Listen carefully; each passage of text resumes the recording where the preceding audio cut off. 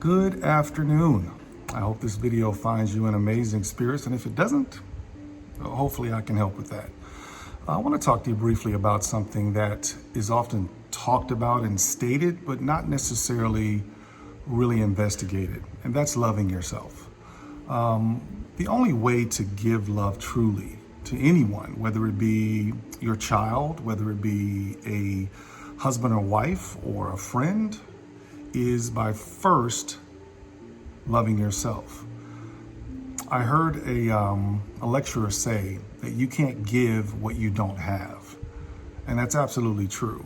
Loving yourself is absolutely important. If you've ever flown, you've heard a stewardess or a steward say this in their spiel about exits and all that good stuff. If something happens and the mask should fall from the overhead compartment, if you are with a child, put the mask on yourself first and then help the child with their mask. The reasoning behind that obviously is so that you don't pass out before you're able to assist the child. So if you're trying to put the mask on the child and you don't have it on yourself, then what you could possibly do is pass out and then you're no help to the child. I think in the same way, loving ourselves is absolutely an imperative piece of being happy, of having positive days, of having a positive outlook on life. Now, of course, loving yourself starts with honesty. It starts with understanding who you are as a person. Now, oftentimes we'll run from that because we don't really like what we find when we look into ourselves. But I want to encourage you to be courageous. And courage is not the absence of fear. It's the feeling of fear and experiencing fear and we're walking through it. That's what courage is.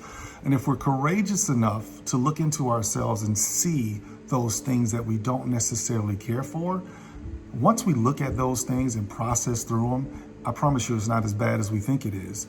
And then once we get past that suck part that I talked about in a previous video, we're able to begin to appreciate who we are. And once we begin to appreciate who we are, then we can better appreciate those around us and those that we care about.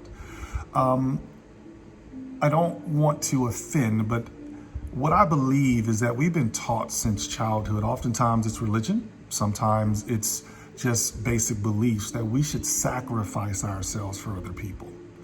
And I believe that to be 100% incorrect.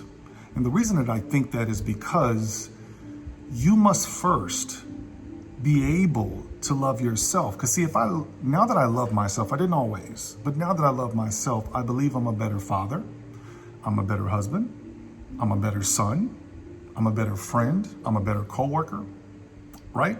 The reason that I'm better in those things is because I've learned to love myself. Now, does that mean I was perfect first before I loved myself? Absolutely not. I have not experienced perfection yet. I don't think I ever will. As a matter of fact, perfection sounds a bit boring. But what I have come to understand is that I'm okay. I'm a pretty good guy.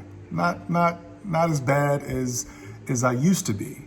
And every day I'm growing. And because of that, I'm able to be a better person for other people. So what I want to encourage you to do is to love yourself. Do not be afraid to do the work necessary to become that better person. Because once you become that better person, everyone around you, they will benefit from that. And so I want to encourage you, in closing with this short video, to begin to love who you are. Connect with who you are. You're an amazing person. You're wonderfully and fearfully made. There are so many things about you that nobody else can do and nobody else can be. You're the best you that there is. So fall in love with yourself, and I'll be doing more videos and diving a little deeper into that topic, but I wanted to just give a basic, short introduction to what loving yourself really can do for you.